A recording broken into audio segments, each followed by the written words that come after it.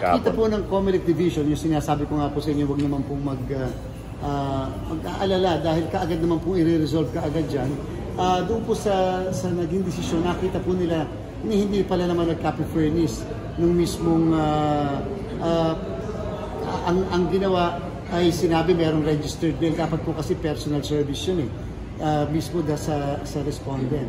So yung pa lang po ay nakita ng ground, hindi na po pumunta sa merits para i-dismiss kaagad ang kaso. Pero siyempre, hindi pa po kami nag-order kaagad yung division ng proclamation sapagkat aabangan natin kung anong gagawing remedyo nung mismong petitioner, ganun na-dismiss po yung kaso laban sa respondent. So wala pa rin pong proclamation na magaganap in favor of BH Party List.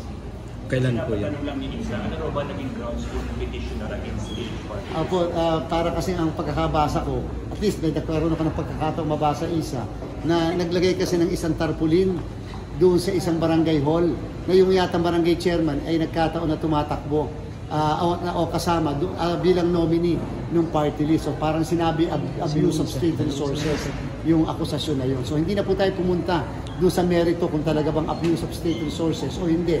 Yung ginawang paglalagay ng tarpaulin ng mismong nominee, kung nominee man siya, doon sa mismong barangay hall. Wala din daw concan attachment? Kasama na rin po yan sa mga hindi na-attach ng mga dokumento and therefore talaga pong dismissible yung kaso. So tingnan po natin kung magre-refile ba sila o tingnan natin kung sila ba yung magpapile ng motion for reconsideration o baka naman pupunta na sa ibang korte o sa mas mataas na korte. Kapag hindi po nag-submit ng any move yung petitioner, ano po mangyayari? Sa 5 araw pagkatapos po nilang matanggap yung desisyon at kanina po ay natanggap na po yan ng petitioner, ay magiging final executory decision ng COMELEC and therefore mapipilitan na po ang National Board of Canvassers na mag-utos ng proclamation ng naturang party list kasama yung nominee na nanalo doon sa mismong party list na yan.